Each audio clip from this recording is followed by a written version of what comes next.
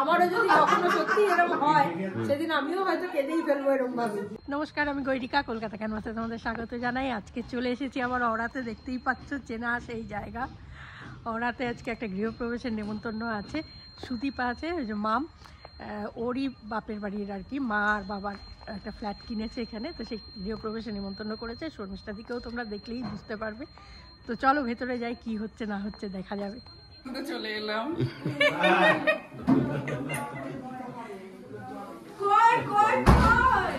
এইদিকে এইদিকে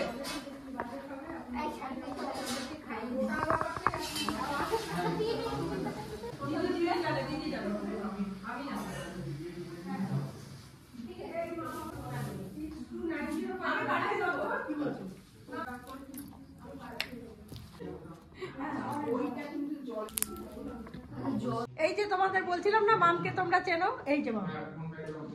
মাম আজকে আর এই যে মামের বাবা, হাতটা এবার নাড়াও। এবার টাটা। আর এই যে আমাদের রীতাদি, এই যে যে কোট্রি তাকে দেখাই, যে কোট্রি আর কি বাড়ি। এই যে একটু মুখটা দেখান দিদি।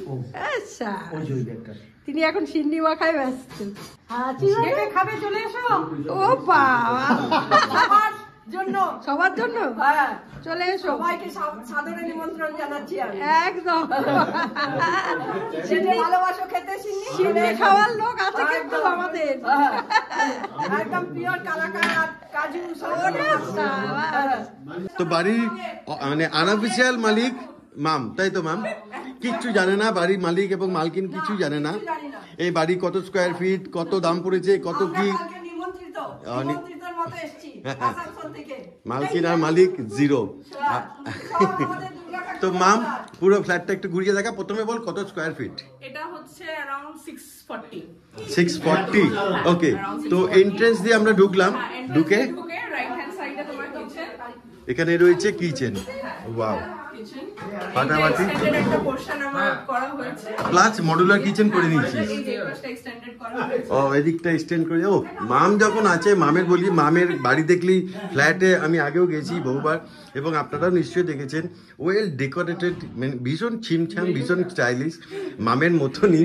তো এই জায়গাটা তোর বুদ্ধি নিশ্চয়ই। হ্যাঁ হ্যাঁ হ্যাঁ, এটা আমার মানে প্লাই দিয়ে পুরো দেওয়াটা, এত বড় দরজা লাগে না রান্নাঘরে। হ্যাঁ হ্যাঁ, তাই জন্য ওই ছোট মানে দরজাটাকে ছোট করে একটা দরজা লাগিয়ে তারপরে এটা এক্সটেন্ডেড করে একটা মানে শো র‍্যাকের মতো। ফাটাফাটি, এই জায়গাটা খুব সুন্দর। এখানে তুই গাছও রাখতে পারিস। হ্যাঁ হ্যাঁ, গ্রিন, একটু গ্রিনারিজ রাখতে পারিস। মানে মায়ের এখানে ফ্রিজের জায়গা আছে। আচ্ছা, ফ্রিজ চলে আসলে ফ্রিজ চলে আসবে এখানে। তো এরপর এখান থেকে বেরিয়ে এই যে লাইটটা, মাম এটা তোর বুদ্ধি। এটা হচ্ছে ক্যাবিনেটটা পুরো, এটা হচ্ছে ক্যাবিনেটটা পুরো। নেই, লাইটের কনসেপ্টটা বল। লাইটের কনসেপ্টটা হচ্ছে মানে আমি ক্যাবিনেটটাকে একটু হাইলাইট করতে চাইছিলাম। মানে পুরো ইন্টেরিয়রই তোর করা। হ্যাঁ হ্যাঁ হ্যাঁ, মানে ইন্টেরিয়রের কনসেপ্টগুলো আমার। ওকে, তো এই যে এটা ভীষণ ছোট জিনিস কিন্তু অসাধারণ। একদম মেন গেট থেকে ঢুকেই এরকম একটা লাইট, অসাধারণ। এবং এখানে যে ক্যাবিনেট রয়েছে দারুণ, এবং ওয়াল কালারের সঙ্গে প্রচণ্ড ম্যাচিং। আর ওদিকে রয়েছে ব্যালকনি। ব্যালকনি এখন যাওয়া যাবে না, কারণ এখানে পুজো হচ্ছে, কিন্তু ব্যালকনি এরকম পর্দা দিয়ে ঢাকা। আমি একটু দেখাচ্ছি। ওই যে ওখানে রয়েছে সুইমিং পুল, এবং এখানে পাশের বিল্ডিং। তো যাই হোক, হ্যাঁ ওদিক দিয়ে সুইমিং পুল পাবো। মাম নেক্সট কি দেখবো আমরা? একটা খুব মানে ইন্টারেস্টিং জিনিস দেখাচ্ছি। হ্যাঁ দেখা। এবং একটা কথা মাম, ডিশটা, হ্যাঁ এক্স্যাক্টলি, এই বিষয়টা কি? ডিশটা হচ্ছে বাবার নাম দীপেন্দু নন্দী আর মা হচ্ছে শর্মিষ্ঠা।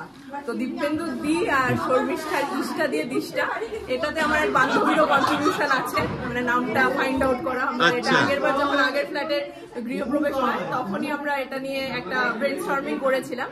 তো ডিশটা basically it's a star, it's a very shining star in the universe. তো আমরা এই নামটা বার করেছিলাম। এটা হ্যান্ডমেড কমপ্লিটলি, বৈদ্যবাটি রিমিজ ক্রিয়েশন থেকে আমি নিয়েছি এটা। আচ্ছা, মানে ওখানে অর্ডার দিয়েছিলি সেরকম লিখে দিতে। রিমিজ ক্রিয়েশনে এরকম প্রচুর হ্যান্ডমেড, এবং এই ডিজাইনটা এটাও কি ওদের করা? মানে এটা ম্যান্ডেলা আর্ট বলে, ম্যান্ডেলা আর্টটা পুরোটা ওর করা। আচ্ছা, তোর কি মনে হয় না বাড়ির এই ঘরের বাইরেও এরকম একটা লেখা থাকা উচিত? ঘরের বাইরে এখানে মালিক মালকিনের নাম রয়েছে, এবং এটারই শর্ট ফর্ম রয়েছে এইখানে, ডিশটা শাইনিং স্টার, জাস্ট অসাধারণ। এবং দেওয়ালের সঙ্গে কালার কম্বিনেশন খুব সুন্দর যাচ্ছে। বাহ। আর এই হচ্ছে মামের আসামি। কেমন আছো? একদম ভালো। বিয়ের পর ছেলেরা ভালো থাকে? একদম একদম থাকে, থাকতে হয়। থাকতে হয়, দ্যাটস দ্য পয়েন্ট, থাকতে হয়। তো মাম এরপরে কি দেখবো? যথেষ্ট ভালো মেয়ে, ও যথেষ্ট ভালোই রেখেছে, ওরকম বললে হবে না। হ্যাঁ সে তো বোঝা যাচ্ছে। কি একদম আমার হাসি দেখে মনে হচ্ছে দুঃখের হাসি। ওকে মাম, এটা কি মাস্টার বেডরুম? হ্যাঁ, এটা মাস্টার বেডরুম। তো মাস্টার বেডরুমের কনসেপ্ট হচ্ছে Wow. TV unit. আমার এখন অনেকগুলো কাজই বাকি আছে, মানে বেড পড়বে, সব পড়বে। তো this is the look how it is going to look like. একদম, এটা হচ্ছে মাস্টার বেডরুম। আমি প্রথমেই যেটা বলবো, এখানে এই যে গণেশ ঠাকুর, তাই তো? তিনটে গণেশ এখানে, অসাধারণ লাইটিং অ্যারেঞ্জমেন্ট, এবং এখানে টিভিটা থাকবে। হ্যাঁ, এখানে টিভি থাকবে। আর এই যে আমার সব লাফিং গণেশাস, ওয়াও, তারা চলে এসেছে আমার গৃহপ্রবেশে। ওকে, এগুলো কিভাবে কালেক্ট করতে বল, যারা নতুন বাড়ি করতে চায় তারা কোথায় পেতে পারে? ব্যারাকপুরে আমি একটা দোকান থেকে কিনেছি। ব্যারাকপুর? হ্যাঁ, ব্যারাকপুর থেকে আমার Okay. রেগুলার যাওয়া আসার হ্যাঁ, রাস্তা। দোকান থেকে। তো ওখানে গিয়ে নিয়ে হঠাৎ করে মানে ইট ক্যাচ মাই আইস। একদম একদম।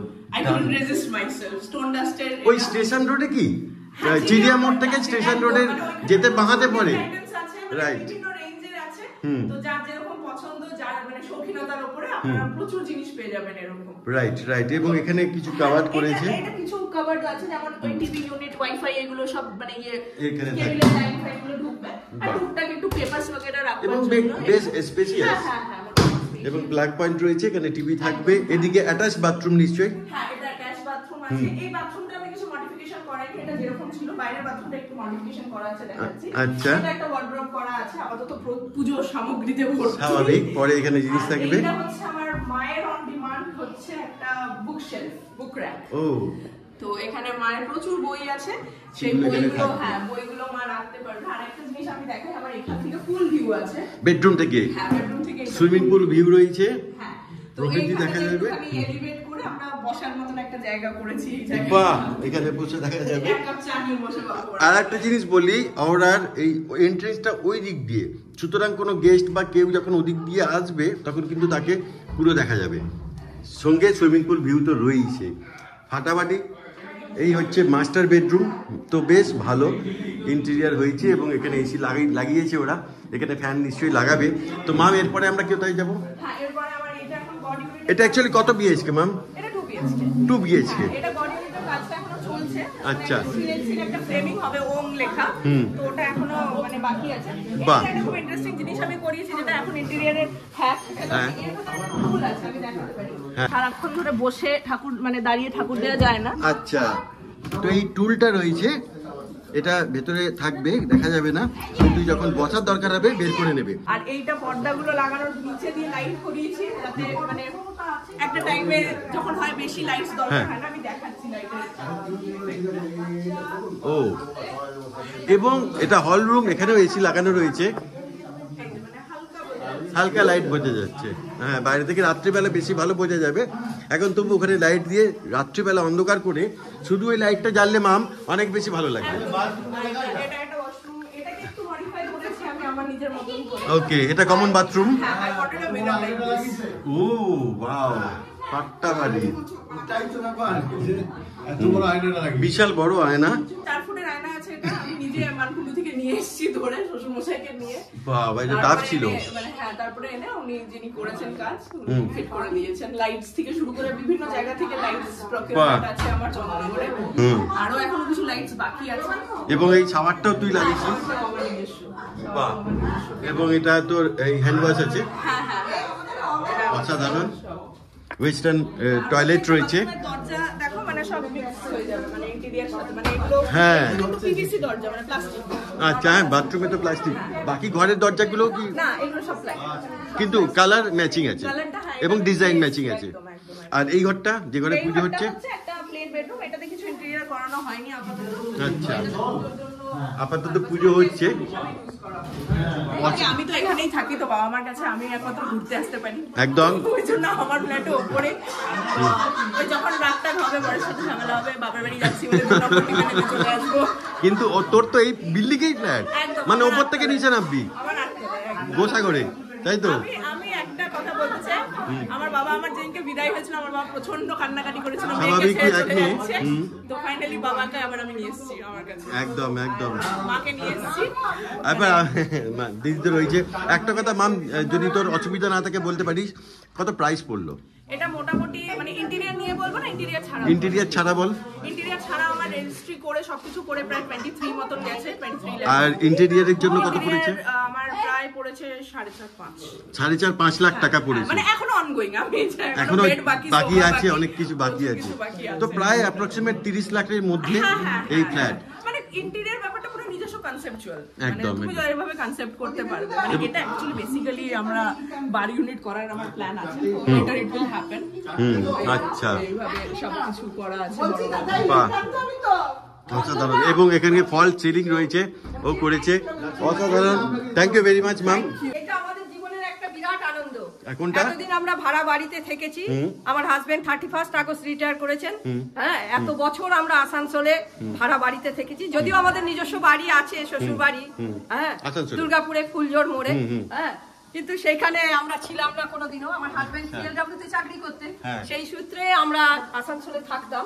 হ্যাঁ, এবার যখন আমরা কাউকে অ্যাড্রেস বলতাম আমরা এর বাড়িতে থাকি, হ্যাঁ, বাড়িওয়ালার হাউস ওনারের নাম ধরে বলতাম আমরা এর বাড়িতে থাকি।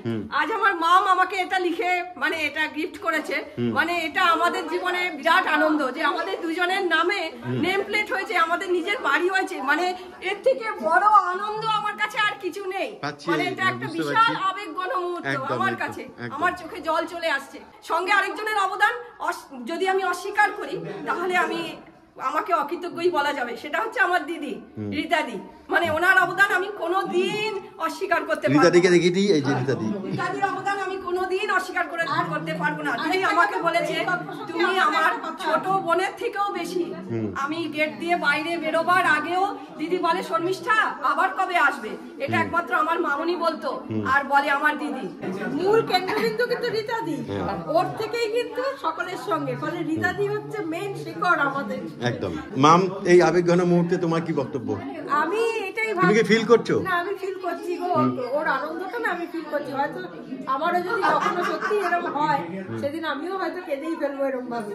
তবে হ্যাঁ, আমি খুব বেশি দিন ভাড়া নেই, 3 বছর, কিন্তু সেটাও আমি বুঝতে পারি যে কষ্টটা কোথায় থাকে, নিজের বাড়ি হওয়ার আনন্দটা কোথায় হয়। এটা ঘটনা, এটা হয়। আর ইনি হচ্ছেন ঠাকুর মশাই, খুব শীঘ্রই আমাদের বাড়িতে এনাকে দেখতে পাবেন।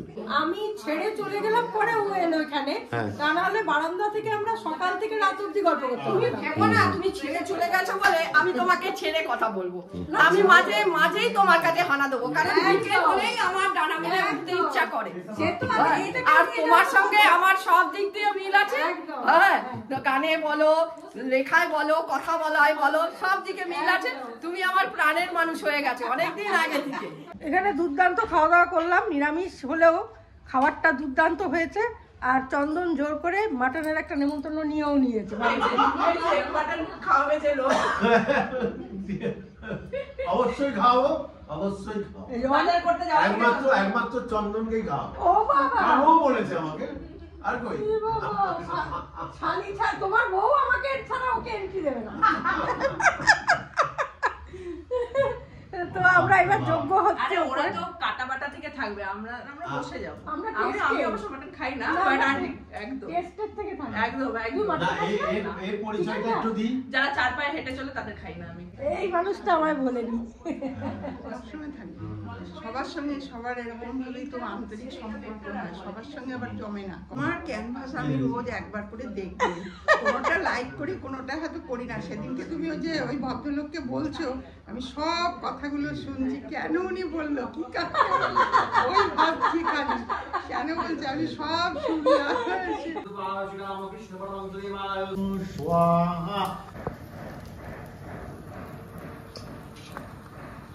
আমার ক্যামেরা, আমার ক্যামেরা।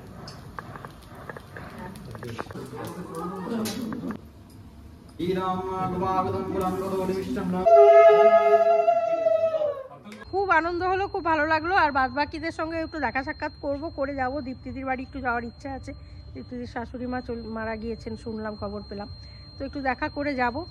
তো যদি ভালো লাগে, ভালো অবশ্যই লাগবে, কারণ আমরা সবাই চাই প্রত্যেকের জীবনে আনন্দ আসুক, এরকমভাবেই আনন্দে থাকি আমরা সবাই।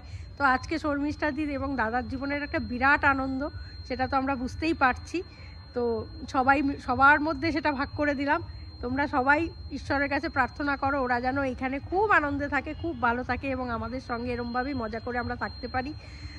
নেক্সট ব্লগ নিয়ে আবারও আসছি, ততক্ষণের জন্য সঙ্গে রাখো, দেখতে থাকো কলকাতা ক্যানভাস।